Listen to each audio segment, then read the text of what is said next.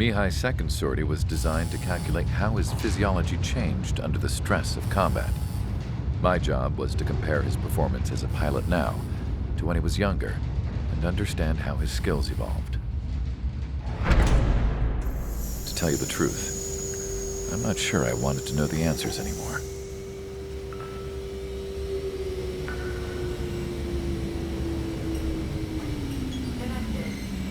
For a man his age, Mihai's body was unbelievably resilient, remarkably flexible. His reflexes were as sharp as they ever were. Still, after all those years of flying in the outer layers of the atmosphere, even someone as strong as Mihai wasn't immune to the effects of the strain. The human body is fragile.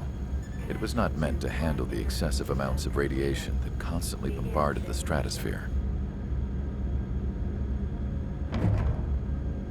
For Mihai's second sortie, we used a flight suit that was still untested. He seemed fine on takeoff, but by the time he landed back at the base, he was clearly a mess. He got caught in a surprise dogfight with an especially stubborn enemy.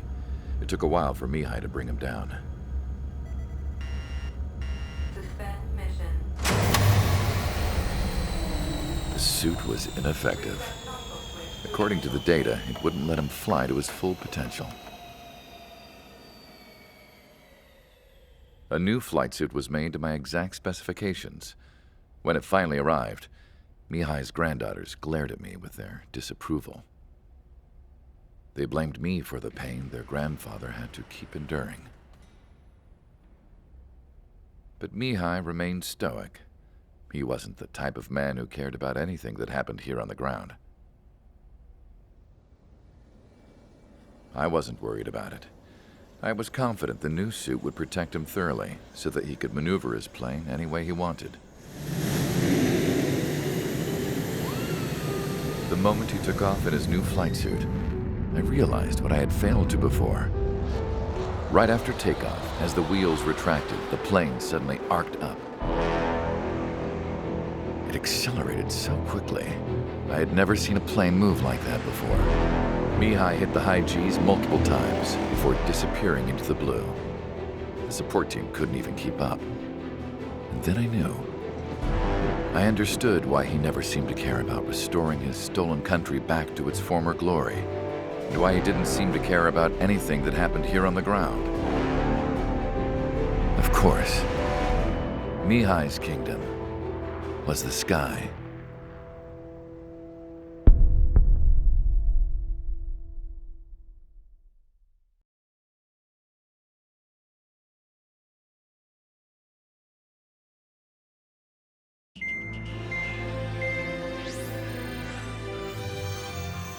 The operation to capture Erusia's capital, Farbanti, is beginning.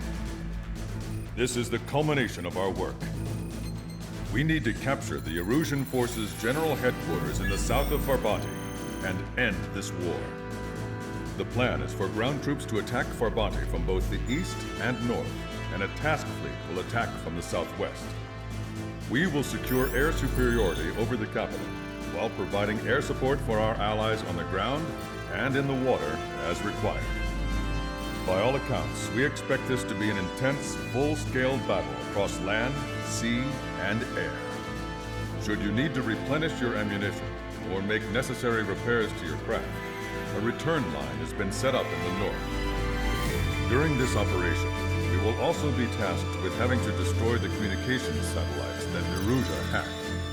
If we take down the information communication system that we believe they have control over, it should plunge Erusia into chaos. Once the capital falls, the Erusian military will be isolated and thrown into chaos, making it easier for us to end the war. However, that can't happen until after the capital falls, so you guys are the stars of this battle. Erusia will fight like a tiger, but we cannot lose. We must seize the capital and end this war.